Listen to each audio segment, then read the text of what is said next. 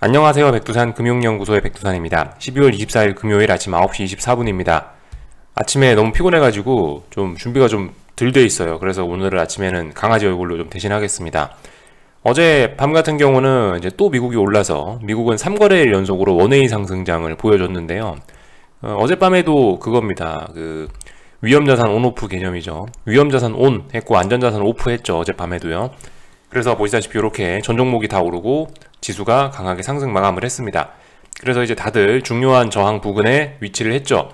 근데 아무튼 중요한 저항 부근에도 불구하고 이렇게 강하게 올랐다라는 얘기는 일단 추가 상승 가능성을 열어놔야 되는 게 아닌가 싶긴 합니다.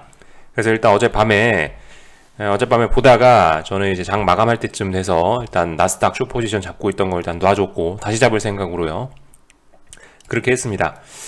어젯밤 일단 주요 이슈들부터 좀 점검을 해보자면은 뭐 특별한 연말이다 보니까 아무래도 뭐 특별한 그런 뉴스 같은 건 있지 않습니다. 그냥 우리가 다 알고 있는 내용들 몇 가지만 좀 점검을 해보자면 일단은 요거 그죠? 뭐 코로나 치료제 승인 요거 뉴스가 코로나 우려, 전염병 우려를 좀 줄여주고 있고요. 요거 알고 계시면 될 것 같고 어젯밤에 경제지표 나왔죠. PC 물가 요거 나왔는데 이게 뭐냐면은 investing.com에서 보면 요거입니다. 요거 어젯밤에 이거 잘 보자라고 말씀드렸죠. PCE 어젯밤에 고용지표하고 물가지표가 발표되는데 고용지표는 요즘에 대부분 예상치 그대로 나오더라. 예상치 그대로 나왔네요. 그죠?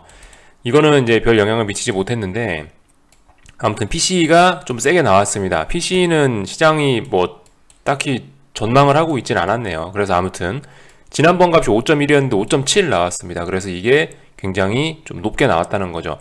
이렇게 나오면 뭐가 생각날 수 있을까요? 인플레 우려, 그죠? 인플레 우려, 긴축 우려를 생각할 수 있을 거예요. 근데 어젯밤에 내용을 보시면 긴축 우려는 없죠, 일단. 다들 그냥 긴축 우려보다는 뭐 전염병이 이제 뭐 치료제 나왔으니까 됐다, 오미크론 뭐 됐다, 이런 분위기였지 않습니까? 그러니까 이게 연말이고 이러다 보니까 제가 봤을 때 윈도우 드레싱의 영향을 아무래도 강하게 받는 것 같아요. 평상시보다 이런 영향이 좀 강하게 나올 수밖에 없을 것 같아요. 아무래도 12월 연말이니까 월말 정도가 아니고 연말이다 보니까 특히 그런 게 더 강하게 나오지 않나 싶습니다. 자, 하여튼 그래서 그 물가지표가 강하게 나왔음에도 불구하고 상승 마감을 했다라는 거 볼 수 있을 거고, 그래서 뭐 원웨이 상승이더라고요. 원웨이 상승. 사실 어젯밤 같은 경우 이게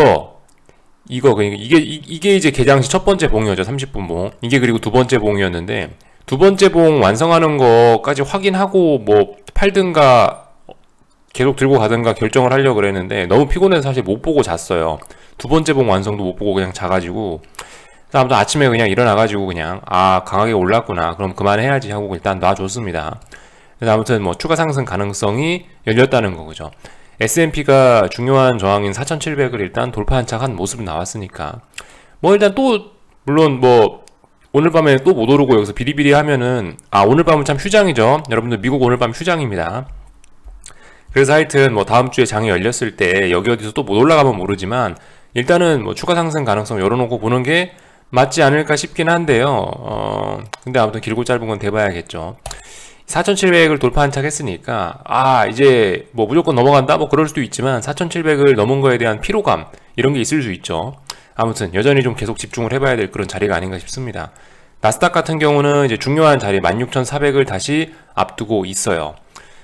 이번에도 다시 16,400으로 오면 또 다시 한번 뭐 질러볼 생각이 있긴 있는데 일단 하여튼 그 부분은 다음 주 가서 일단 생각해 보도록 하고 아무튼 일단 뭐 추가 상승 가능성을 열어놓고 보는 게 맞진 않겠냐 싶긴 합니다. 일단 이런 분위기에서요. 근데 아무튼 중요한 저항 부근에 와 있고 중요한 저항을 살짝 넘은 상태이기 때문에 피로감이라는 것도 나올 수는 있겠다 싶긴 합니다. 지금 하여튼 복잡해요. 뭐가 상황이 좀 연말이고 이러다 보니까 아무래도 윈도우 드레싱 이런 것도 생각을 좀 해봐야 되겠고 확실히 아무튼 거래량들은 주르륵 줄어들면서 올라가고 있으니까 확실히 기술적으로 그냥 어떤 투기적인 그런 흐름일 수 있겠다. 연말 종가관리 그런 차원일 수 있겠다라는 생각도 들긴 드는데요. 아무튼 아직까진 모르죠. 그냥 저의 생각일 뿐이고요. 그래서 일단 미국 주식시장 내용은 뭐 저 정도 보면 될 것 같고요. 변동성 지수 같은 거 한번 볼까요? 변동성 지수들이 이제 어젯밤에 중요한 자리를 이제 보시다시피 깼단 말입니다. 그죠? 중요한 자리 깼는데 일단 뭐 깼다라고 해서 일단 무조건 아래로 더 쏟아질 거냐? 일단 모르죠. 조금 더 지켜봐야 되겠죠. 하여튼 근데 이 미국 지수가 보시면 지난 3거래일 동안 하락하고 3거래일 동안 상승한 거 다 되돌렸죠. 나스닥도 3거래일간 급락하고 3거래일간 그대로 다 되돌렸죠. 이 상승폭도 굉장히 가파른 겁니다, 여러분들. 3거래일 동안 하락할 때도 굉장히 가팔랐죠. 상승할 때도 지금 굉장히 가파른 거예요. 변동성 지수들이 지금 그래서 굉장히 급격하게 죽고 있는데, 솔직히 이렇게 계속 죽을 것 같지는 않습니다. 이렇게 빨리 죽고 있으니까 오히려 또 살아날 가능성이 있을 것 같긴 한데, 아무튼 뭐 양봉이 나와야 살아나는 거니까. 다만 이 반등 속도, 그죠? 시장의 반등 속도와 변동성 지수가 죽는 속도가 너무 가파르고 빠르다라는 점은 좀 눈에 띄긴 띕니다. 그리고 말씀드렸다시피 아무튼 중요한 저항 부분이니까 피로감 이런 게 있을 수도 있으니까 저는 다음 주에도 좀 열심히 지켜보긴 할 겁니다. 그래서 뭐 이 정도를 보면은 될 것 같고요. UVXY까지만 체크하자면은 이런 모습이라는 거죠. 일단은 뭐 꼬리 뭐 이런 게 그냥 달리긴 달렸습니다. 물론 뭐 쌍바닥 이런 건 깨지긴 깨졌는데, 뭐 UVXY 이런 게 뭐 살짝 뭐 이렇게 뭐 우하향할 수도 있죠. 예, 뭐 우하향할 수도 있다라고 생각하고, 아무튼 그 중요한 거는 대략적으로 뭐 여기 있는 이쪽 라인대를 빨리, 이쪽에 있는 이 아래에 있는 이런 지지선 라인대를, 지금은 저항이 됐는데 이런 라인대를 빨리 이제 안착하면은 다시 괜찮아질 수 있겠죠. 아무튼 이 S&P 이런 것도 중요한 자리에 오고, 그래서 장 막판에 마지막에 조금 밀리기도 해서 이렇게 꼬리가 좀 달리긴 달렸습니다. 잘 보긴 잘 봐야 돼요. 아직까지 뭐 아이고 뭐 큰일 났네, 뭐 내년에 대세 상승이네, 아직까지 뭐 이런 이야기 하면서 뭐 그럴 필요 없고, 그냥 뭐 지금은 산타랠리가 있을 모양이긴 한가 보다, 그 정도 생각을 갖고, 다만 뭐 저항 부근이고 아래 꼬리 달고 있고 속도가 좀 너무 가팔랐으니까 되돌림도 있을 수 있겠다 생각하면서 편안하게 지켜보시면 될 것 같고요. 금리들은 다 같이 이제 올라서 마감을 했죠. 예, 안전자산 온오프 개념이니까. 안전자산 온오프인데다가 거기다가 이제 어젯밤은 뭐예요? PC 요거 나왔지 않습니까? 물가지표가 나왔으니까 이 물가지표의 영향도 받긴 받았어요. 뭐 때문에 그런 이야기를 드리냐면은 10년물 국채금리는 2.6% 올랐는데 2년물 국채금리는 보시면 3.7% 올랐죠. 상승률이 더 크다고요. 2년물 금리가요. 평상시와는 조금 다른 모습인 것 같은데, 그래서 이런 것들 보시면은 여전히 시장이 긴축 우려 이런 걸 하고 있긴 하구나. 다만 이제 채권 시장 참가자들은 계속 긴축 우려 이런 거를 반영하고 있긴 한데, 이제 주식 시장은 말씀드렸다시피 이게 뭐 채권 시장과 달리 조금 더 투기의 장이지 않습니까? 그리고 연말 뭐 영향 이런 것도 있다 보니까 뭐 주식 시장은 올랐지만 아무튼 채권 시장은 요런 반응이다. 둘 다 모습을 좀 봐놓는 게 중요할 것 같아요. 하여튼 뭐 긴축 우려, 한쪽에서는 긴축 우려를 계속 반영하고 있는 가운데 한쪽에서는 위험자산 선호 이러면서 주식 시장이 막 올라가고 있다 라는 점까지를 확인을 했습니다. 그러면서 달러 인덱스도 어젯밤에 아마 좀 내려왔을걸요? 그죠? 달러 인덱스도 어젯밤에 좀 내려왔고, 근데 그래 봐야 아직까지 뭐 박스권이고요. 이 달러 인덱스 뭐 박스권 혹은 수렴 뭐 이런 거라고 보시면 되겠고, 아무튼 이 달러 인덱스가 아래로 내려오기는 제가 봤을 때 쉽지 않을 것 같아요. 그죠? 계속 말씀드리지만 지금 달러 강세를 유발시키는 요인들이 굉장히 많습니다. 제일 대표적인 요인 중에 하나가 미국만 너무 잘 나간다는 거죠. 그거 계속 잊으시면 안 되겠습니다. 미국만 잘 나가서 미국으로 돈이 쏠려 들어가니까 달러가 강한 거겠죠. 그게 일단은 달러가 강한 가장 큰 원인일 거고, 또 그리고 이제 이슈적인 측면도 하나 참 생각을 해봐야 될 거예요. 지금 달러가 약해지기 어려운 이슈들이 있죠.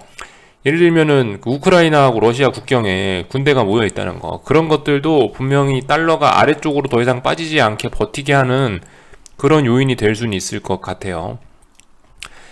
뭐 실제로 글쎄요, 뭐 전쟁이 날지 안 날지는 모르겠지만 실제로 뭐 군대 병력이 움직이고 이러면은 아래쪽으로 가긴 좀 어려울 수 있겠죠. 뭐 급등을 할지는 몰라도 아래쪽으로 가기는 어렵지 않을까 싶습니다. 그런 이슈들 때문에요. 제가 봤을 땐 지금 그런 것들이 지금 환율에 영향을 미치는 것 같다라고 보고 있습니다. 그래서 일단 뭐 이 정도까지를 살펴봤고요. 뭐 다 같이 오르네요. 그러니까 뭐 연말 랠리 뭐 이런 것 때문에 유가도 보시면은 이제 72달러 선 저항이었는데 여기 넘어섰죠. 예. 일단 뭐 삼산 이런 건 일단 잠시 있고 조금 더 올라가고 있구나라고 봐야 될 것 같습니다. 지난번에 삼산 가능성 말씀드렸는데 삼산 패턴의 위험을 일단은 좀 더 극복을 한 모습이에요. 물론 그래도 어딘가 저항이 많긴 하겠죠. 예. 하여튼 지금 연말이랍시고 산타가 온 것 같습니다. 현재까지는요. 그래서 이런 위험 자산들이 반응하고 있다라는 거를 보시면 되겠고요. 한국 같은 경우는 이제 오늘 그 갭 상승으로 중요한 자리를 돌파 안착해갖고 강하게 시작을 했지 않습니까? 가만 보시면요. 한국 같은 경우 어디가 저항이었냐면은 뭐 394?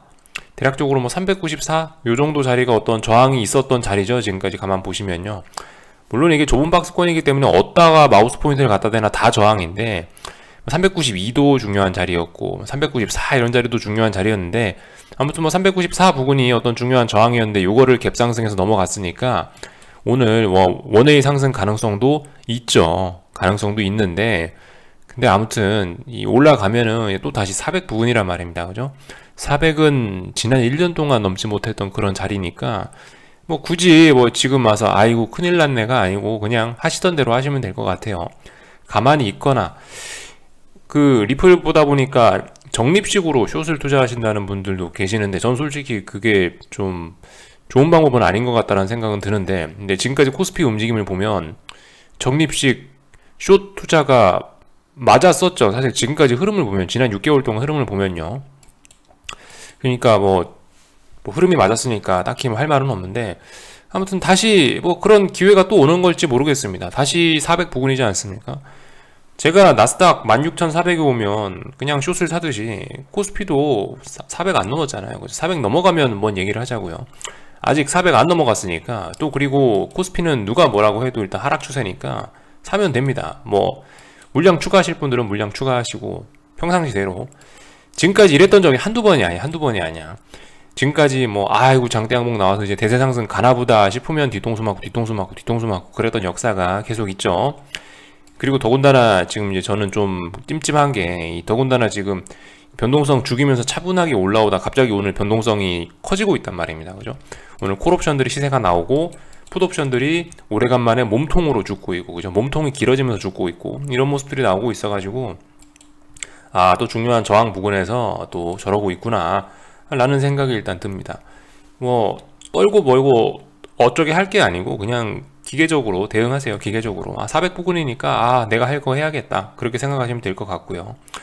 삼성전자 같은 경우는 이제 오늘 이제 슬슬 이제 RSI나 이런 기술적 지표들이 이제 과열권으로 올라오는 것 같죠. 예. 일단은 뭐 72 정도까지 올라왔네요. 볼린저 밴드를 안 켜놨는데 아마 볼린저 밴드를 째고 가지 않았을까 싶습니다. 잠깐만 한번 띄워볼까요? 오늘 정도 됐으면은 아마 일봉상 볼린저 밴드 아마 살짝 아직은 안 쨌네요. 예, 정말 요즘 강하긴 강하네요. 시장 변동성이 확대가 되니까 아직 볼린저 밴드 닿지는 않았는데 아무튼 근데 이제는 슬슬 단기 과열권 이야기를 해볼 수도 있을 것 같긴 합니다.